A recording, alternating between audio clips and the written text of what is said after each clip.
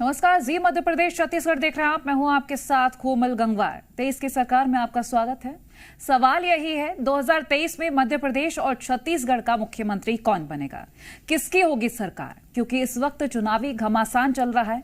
सियासत के रण में नेता उतर चुके हैं और रणभेरी बजा दी है और सियासी कमान से बयानों के तीर चल रहे हैं। माहौल को अपने पक्ष में करने की कोशिश में लगातार नेता जुटे हुए हैं, जिसकी आवाज जनता के दिल तक पहुंचेगी और वोट का आशीर्वाद फिर उसी को मिलेगा। वही होगा 23 का विजेता।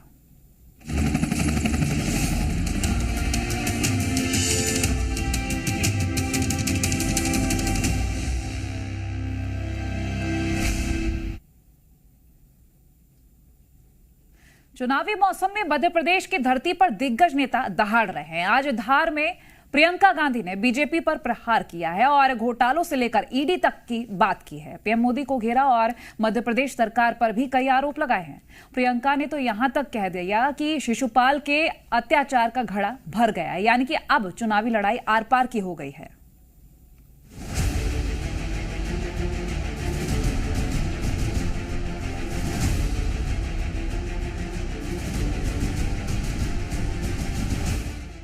मध्य प्रदेश में अब सियासी बयानबाजी तेज हो चली है।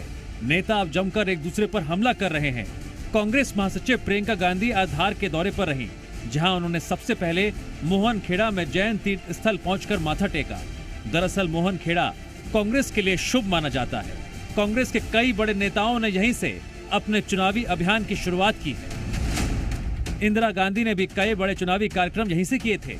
1977 में इंदिरा गांधी और 2000 में सोनिया गांधी मोहनखेड़ा आई थी और यहीं से चुनावी सभा को संबोधित किया था।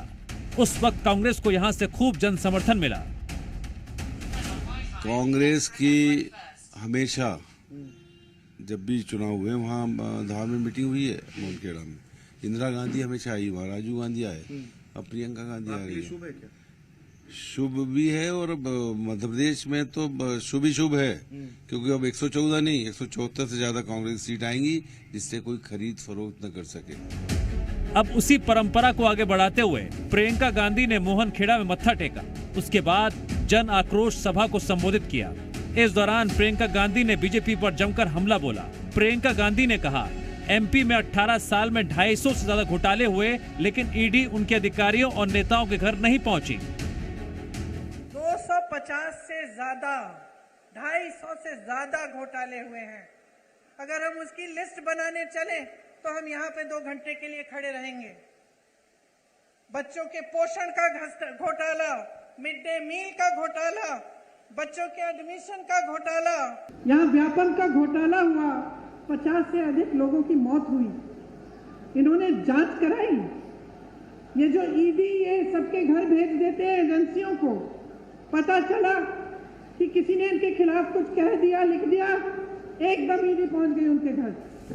भ्रष्टाचार को लेकर तो प्रियंका गांधी ने बीजेपी पर जमकर हमला बोला। मां नर्मदा और महाकाल महालोक में घोटाले का जिक्र करते हुए ये तक कह डाला, अब शिशुपाल के अत्याचार का घड़ा भर गया है। जब महाकाल की मूर्तियों के साथ सप्तऋषियों की जो मूर्तियां हैं, उन्हें स्थापित एक दिन किया, अगले दिन बह गई। इनके साथ जब भ्रष्टाचार हो सकता है, जब भगवान के साथ कोई घोटाला और भ्रष्टाचार करने की हिम्मत करता है, तो क्या समय नहीं आ गया है इनको बदल डालने का? बताइए। बीजेपी पर तंज कसते हुए प्रियंका गांधी ने कहा, चुनाव आया तो पीएम मोदी हर 2 दिन में यहां आकर उद्घाटन कर रहे हैं, लेकिन शिवराज चौहान का नाम लेने में भी उनको शर्म आती है। चुनाव आया तो घोषणाएं शुरू, चुनाव आया तो मोदी जी हर 2 दिन यहाँ आकर कोई उद्घाटन कर रहे हैं। 18 साल में समय नहीं मिला उद्घाटन करने के लिए।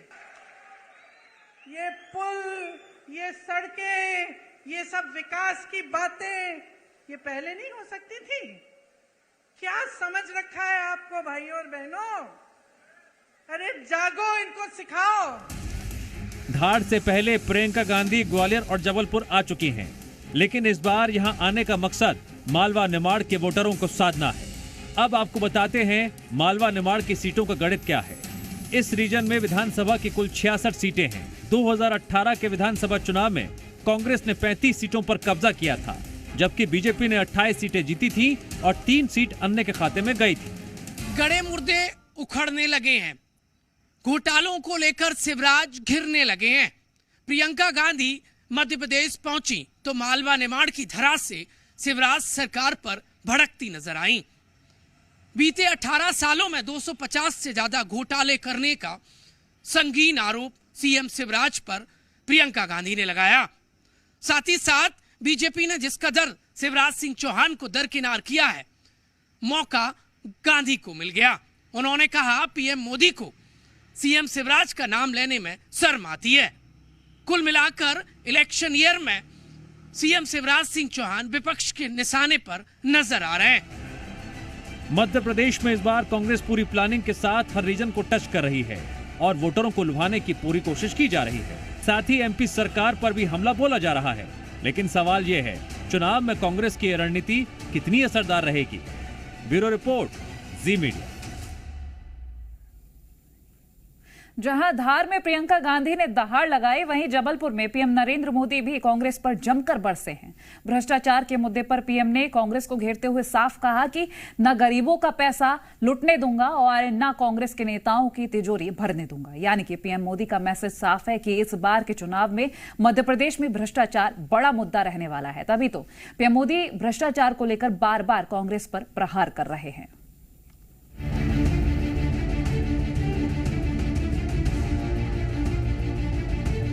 6 महीने में मध्य प्रदेश के 9 दौरे, यह है इस बार पीएम मोदी के मध्य प्रदेश आने का सिलसिला। विधानसभा चुनावों को देखते हुए पीएम नरेंद्र मोदी तूफानी दौरे कर रहे हैं। उनका मकसद एक ही नजर आ रहा है कि इस बार किसी भी तरह से पार्टी को जीत दिलाई जा सके।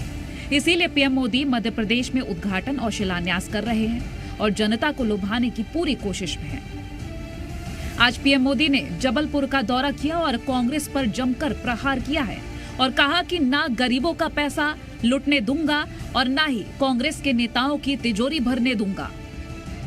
कांग्रेस के एक प्रधानमंत्री कहते थे कि दिल्ली से 1 रुपया भेजते हैं तो 15 पैसा पहुंचता है। 85 पैसा कोई पंजा घींच लेता था। 1 रुपया भेजते थे, 15 पैसा पहुंचता था। मैंने जितने रुपये अभी गिनाए, अगर ये रुपये कांग्रेस के जमाने में गए होते तो कितनी बड़ी चोरी हुई होती, आप अंदाज लगाइए। आज गरीबों के लिए इतना पैसा भाजपा सरकार दे रही है। पीएम नरेंद्र मोदी कांग्रेस पर भ्रष्टाचार को लेकर मुखर हैं और मध्य प्रदेश की जनता से अपील भी कर रहे हैं कि एमपी का विकास रुकने नहीं देना है। अगर एमपी का विकास रुक गया तो 20-25 साल में भी नहीं लौटेगा। मेरे नौजवानों, मेरे शब्द लिखो। मध्य प्रदेश आज एक ऐसे मुहाने पर है जहां विकास में कोई भी रुकावट, उसके विकास की गति में कोई भी गिरावट 20-25 साल के बाद भी लौटेगी नहीं। सब कुछ तबाह हो जाएगा और इसलिए विकास की गति को रुकने नहीं देना है, अटकने नहीं देना है। जबलपुर की धरती पर पीएम नरेंद्र मोदी कांग्रेस पर जमकर बरसे और भ्रष्टाचार को लेकर कहा कि कांग्रेस की भ्रष्ट व्यवस्था को बीजेपी ने बदला है। यानी कि इस बार चुनाव में भ्रष्टाचार भी एक मुद्दा रहने वाला है। जो आज 20-22 साल के हैं ना, उनको तो शायद पता ही नहीं होगा, क्योंकि उस समय वो 8, 10, 12 साल के होंगे। उनको पता ही नहीं होगा कि मोदी आने से पहले क्या हाल था। तब आए दिन कांग्रेस सरकार के हजारों करोड़ रुपए के घोटाले हेडलाइन बना करते थे। जो पैसा गरीब पर खर्च होना था, वो पैसा कांग्रेस के नेताओं की तिजोरियों में जा रहा था। हमने टेक्नोलॉजी का इस्तेमाल करके करीब करीब 11 करोड़, ये आंकड़ा याद रखोगे? जरा जवाब देंगे तो पता चलेगा। ये आंकड़ा याद रखोगे? ये आंकड़ा याद रखोगे? 11 करोड़ फर्जी नामों को हमने सरकारी दफ्तरों से हटाया। पीएम नरेंद्र मोदी की जनसभा आज महाकौशल रीजन में थी और इस क्षेत्र के महत्व को पीएम मोदी भी समझते हैं। तभी तो उन्होंने कहा कि महाकौशल में मंगल है, उमंग और जोश दिख रहा है। जबलपुर का एक नया ही रूप देख रहा हूं। मैं देख रहा हूं जबलपुर में जोश है, महाकौशल में मंगल है, उमंग है, उत्साह है। ये जोश, ये उत्साह दिखाता है कि महाकौशल के मन में क्या है। पीएम नरेंद्र मोदी ने महाकौशल पर इतना जोर क्यों दिया, वो भी आपको बता देते हैं। क्योंकि 2018 के विधानसभा चुनाव में बीजेपी का जो प्रदर्शन रहा वो काफी कमजोर रहा था। इसीलिए पीएम नरेंद्र मोदी इस बार बीजेपी की जीत का परचम लहराना चाहते हैं। महाकौशल में विधानसभा की कुल 38 सीटें हैं। 2018 के विधानसभा चुनाव में कांग्रेस को 24 सीटों पर जीत मिली थी, जबकि बीजेपी को सिर्फ 13 सीटों पर ही जीत मिली थी। एक सीट पर निर्दलीय प्रत्याशी ने कब्जा किया था। एमपी के महासंग्राम में महाकौशल एक अहम कड़ी है, इसीलिए सियासी दलों की महाकौशल पर नजर है। तभी तो पीएम नरेंद्र मोदी ने चुनाव की तारीखों के ऐलान से पहले रैली कर एक संदेश देने की कोशिश की है। ब्यूरो रिपोर्ट, जी मीडिया।